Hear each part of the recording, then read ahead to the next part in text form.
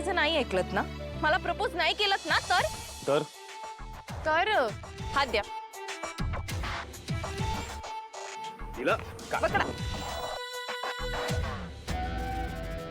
हा, सोडा आता. तर मी उडी मारेन. व्हॉट? लीला खाली उतर. जे मला प्रपोज नाही केलत ना, तर खरंच मी उडी मारेन ना. खाली उतर पहिले. एक तर तुम्ही लांब व्हा, नाही तर उडी मारेन मी आता. मी लांब लीला व्हा. तुम्ही लांब व्हा. मी लांब राहतो, खाली उतर आधी. तुम्ही करणारच प्रपोज? काय मूर्खपणा चालेल, खाली उतर. काय करणार? ठीक आहे, मारते मी उडी. नाही, काय चाललंय? मग करा ना प्रपोज. मी मारते आता उडी. लीला नाही, स्टॉप इट. ओ मॅडम, काय करताय? जीव देताय का? खाली उतरा पहिले. हा माणूस तुम्हाला त्रास देतोय का? काय? हो काका, हे ना खूप त्रास देतात मला. म्हणजे बघा ना, खरं तर त्यांचं प्रेम आहे माझ्यावर, पण प्रपोजच करत नाहीयेत. त्यांनी प्रपोज नाही केलं ना, तर मी तर उडी मारणार आहे आता. ओ मॅडम. लीला, ओ साहेब, काय ते प्रपोज का काय ते करून टाका ना. उगाच मॅडमचा जीव जाईल आणि आमच्या जीवाला घोर. अहो पण म्हणजे काय, तुमचं प्रेम नाही का यांच्यावरती? हे बघा, तसं नाहीये. पण तसं नाहीये, म्हणजे आहे ना प्रेम, मग करा ना प्रपोज. हे बघा याचे, आता मी 3 पर्यंत मोजी ना. प्रपोज नाही केलं 3 म्हणेपर्यंत तर उडी. आणि कसं आहे ना, आता आहेत ना हे साक्षीदार हवालदार काका, हे सांगतील सगळ्यांना, हिटलर नवऱ्याच्या त्रासाला कंटाळून बिचारा बायकोने जीव दिला. काय काय? सुरू 1 अहो थांबवा, तिला काय करताय तुम्ही? लीला खाली उतर. 2 साहेब, मॅडमला वाचवा. 2.5 ओ थांबवा त्यांना, काहीतरी करा. अहो 2.75 लीला खाली उतर. 3 ला 2 कमी, 3 ला 1 कमी. मी आता मारते. करतो कधी करतो. कधी? मला जाऊ दे, मारते मी उडी. मला विचार करायला वेळ दे प्लीज. नक्की? विचार करायला वेळ दे ना. प्रॉमिस? प्रॉमिस. आता खाली उतर. ठीक आहे. थँक्यू काका, तुमच्यामुळे हे जे तयार झालेत प्रपोज करायला. यांच्याकडे बघून वाटत नाहीत की हे तुम्हाला प्रपोज करतील म्हणून. चला.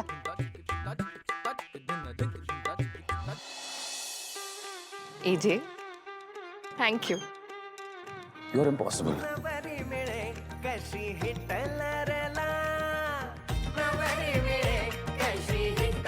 भुकेने मला एक तर जीव माझा.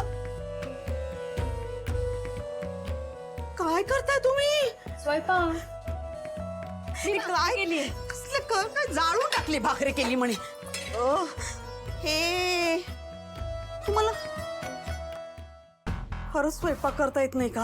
हा, नाश्ता म्हणून जे दिलं त्याने काही पोट भरलं नाही माझं. कावळे ओरडतात, मला वाटतं चक्कर येईल मला. म्हणून मला जेवायचंय म्हणून मीच स्वतः बाजारात गेले ना.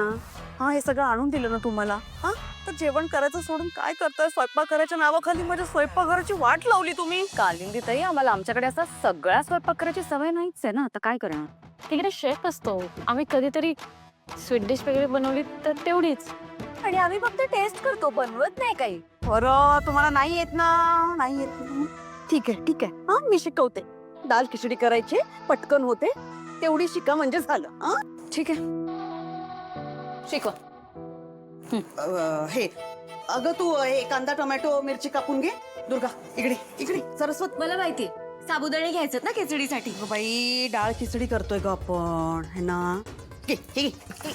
हा लसणाचा कांदा हा सोलून दे.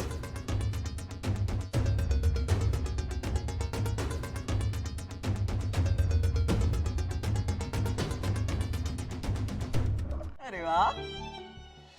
विराज, ऐकलंस ना? बाबा आज कोणाला तरी प्रपोज करणार आहेत. हो दादा, ऐकलं ना?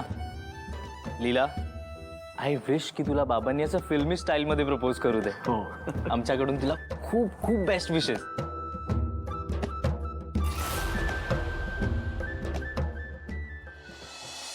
या लीलाला संपवायला निघालो होतो, पण आता यांची लव्ह स्टोरी बघायची वेळ आली माझ्यावर.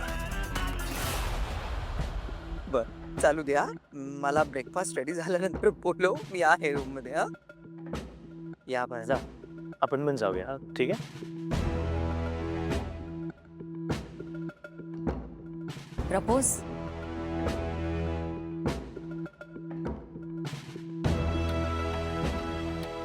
प्रपोज करणार आहे तेजे तुम्हाला. नक्कीच आनंद झाला असेल तुम्हाला खूप, पण मला वाटत नाही तुमचा आनंद फार काळ टिकेल म्हणून. सांगितलं का एजेने तुम्हाला कुठे प्रपोज करणार आहेत ते? नाही. का? मला 100% गॅरंटी आहे एजे नक्की तुम्हाला तिथे प्रपोज करतील जिथे त्यांनी अंतराईंना प्रपोज केलं होतं. कारण एजे बिंग एजे ते अजूनही अंतराईंना विसरले नाहीयेत.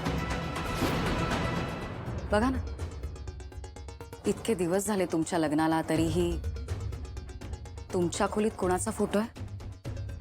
अंतराईंचा. हे जे आजही त्या फोटोशी गप्पा मारतात, त्यांच्याशी बोलतात. कुठल्याही शहाण्या माणसाला हे सहज कळेल की याचा अर्थ काय आहे. याचाच अर्थ एजे अजूनही अंतराईंना मिस करतात. आणि काय ना, एजेंच्या मनात अजूनही अंतराईंनाच जागा आहे. Sad. I feel sad for you.